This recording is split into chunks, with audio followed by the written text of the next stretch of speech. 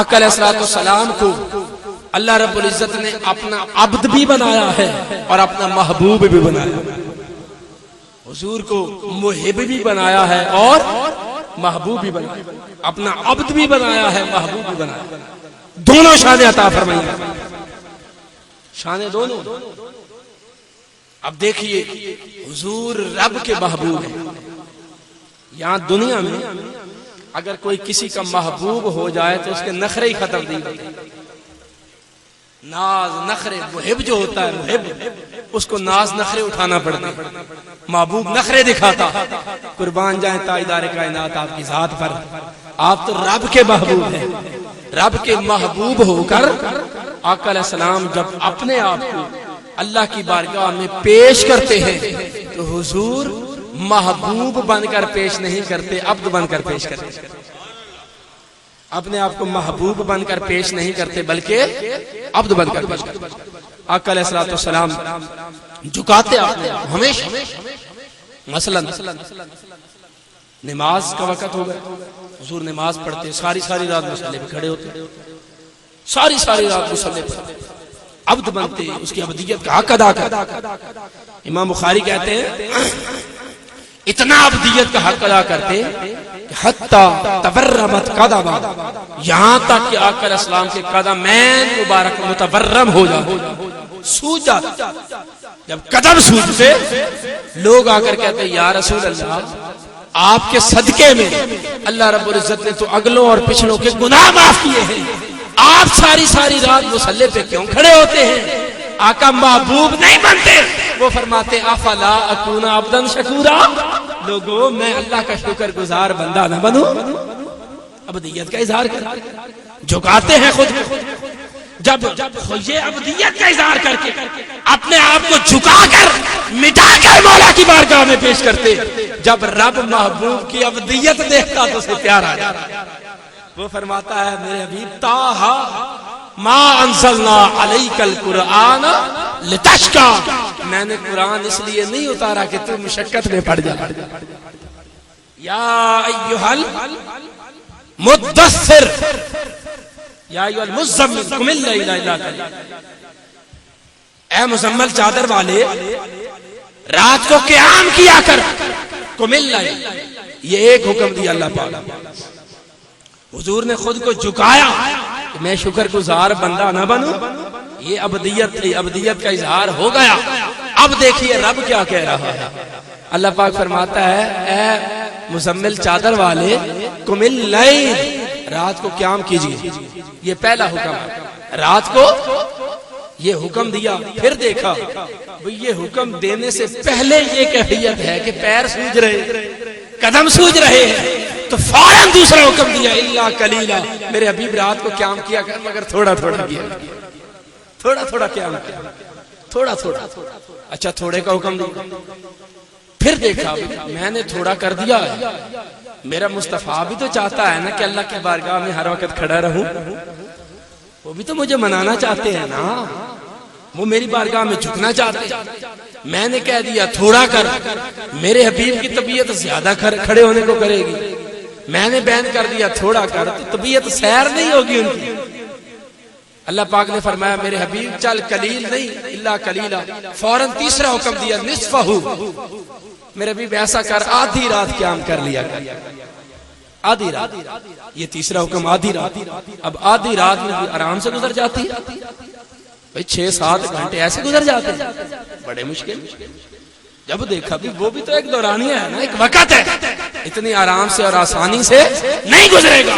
پہلے کہا نصفہ, آدھی رات قیام کر, پھر چوتھا حکم دیا فرمایا اوید قسم, میرے حبیب اگر چاہتا ہے تو آدھی رات سے بھی کم کر, اسے بھی کم کر دے. پھر دیکھا اب یہ کمی کا حکم آ گیا ہے, طبیعت سیر نہیں ہوگی, پھر فرمایا او زد علی, میرے مصطفیٰ آدھی رات سے زیادہ کر دے. دیکھیے کیا حکم دیا, رات کو قیام کر, چل تھوڑا کر لے, چل آدھی رات کر, چل آدھی رات سے کم کر لے, چل آدھی رات سے زیادہ کر. بس کیا سمجھ آئی اس میں؟ بولیے کتنا قیام کرنا, کچھ سمجھ آئی؟ کچھ بھی نہیں. مطلب یہ میرے حبیب تو مالک ہے, تیرا جی چاہے تو ساری رات کھڑا رہے, جی چاہے تو آدھی رات کھڑا رہے, جی چاہے تو تھوڑا کھڑا رہے, جی چاہے تو زیادہ کھڑا رہے. پر میرے مصطفیٰ دیکھ تو ابدیت کا اظہار کرتا ہے، تیرے قدم سو جاتے ہیں، میری بات سن، اتنا نہ کھڑا ہوا کر، ان لک فی النہار سبحا طویلا، تو نے دن کے وقت بھی بڑے کام کرنا ہے۔ ہائے ہائے، محبوب کا اتنا خیال کہ میرے مصطفیٰ دن کو بھی بڑے کام ہیں، ساری رات کھڑے نہ ہوا کر۔ کیا بات ہے! ارے تم حضور کو یوں نہ دیکھو، حضور تو عبد ہیں، ارے وہ ابدیت کا ہی اظہار کریں گے۔ آقا کی ابدیت کو حضور کا مقام نہ سمجھنا، آقا کا اپنے آپ کو مٹا کے پیش کرنے کو حضور کا مقام، ارے حضور کو یوں نہ دیکھنا جیسے آقا خود کو دکھا رہے ہیں، بلکہ حضور کو یوں دیکھنا جیسے رب دکھانا چاہتا ہے۔ جیسے آقا علیہ السلام نے فرمایا لوگوں ما ادری ما یفعل بی ولا بکم، لوگوں مجھے نہیں معلوم کہ روز قیامت میرے ساتھ کیا ہوگا اور تمہارے ساتھ کیا ہوگا۔ آقا نے فرمایا مجھے نہیں معلوم، قرآن یہ ابدیت کا اظہار ہے، آقا کی ابدیت کا اظہار ہے، حضور خود کو مٹا کے پیش کر رہے ہیں کہ لوگوں مجھے نہیں معلوم کہ روز قیامت میرے ساتھ کیا ہوگا اور تمہارے ساتھ کیا ہوگا۔ حضور نے یہ بات کی، اللہ پاک نے یہ کلام سن لیا، اس نے فرمایا میرے حبیب تو یہ کہتا ہے نا کہ تجھے نہیں معلوم تیرے ساتھ کیا ہوگا، اب ذرا میری بات بھی سن، جب قیامت کا دن آئے گا ساری امتیں جمع کروں گا والا صاحب، اور تجھے میں اپنی دائیں جانب مقام محمود پر بٹھا دوں اور روز قیامت اتنا عطا کروں گا کہ تو راضی ہو جائے، تو راضی ہو جائے۔ اب بتائیے حضور کو حضور کی نگاہ سے دیکھنا ہے یا رب کی نگاہ سے دیکھنا ہے؟ بولیے۔ اب وہ مقام کیا ہوگا جو حضور کو دیا جائے گا؟ اب آ جائیں تیسرے مرحلے، آخری مرحلہ گفتگو، آخری مرحلہ روز قیامت آقا علیہ السلام کو شان محمود عطا کیا جائے گا۔ جب آتا کا رب کا مقام محمود، میرے حبیب ہم آپ کو مقام محمود عطا فرمائیں، یقیناً عطا فرمائیں۔ وہ مقام محمود کیا ہوگا؟ ارے پہلا دور خلقت تھی، دوسرا دور ولادت کا تھا، تیسرا دور مقام محمود کا۔ کیا ہوگا؟ آقا نے فرمایا انا اول الناس خروجا اذا بعثوا وانا قائد اذا حشروا وانا خطیبہم اذا انصتوا وانا مبشرہم اذا آیسوا۔ لوگوں سب سے پہلے اللہ رب العزت میری بے عزت فرمائے گا، قبر سے سب سے پہلے مجھے اٹھایا جائے گا، قبر میں سب سے پہلے مجھے اٹھایا جائے گا۔ کیوں بھئی قیامت کا میدان سج رہا ہے اور حضور فرما رہے سب سے پہلے مجھے اٹھایا جائے گا، کیوں؟ یا رسول اللہ سب سے پہلے آپ کو اٹھائے جانے میں تو آپ کا مقام نہیں ہے۔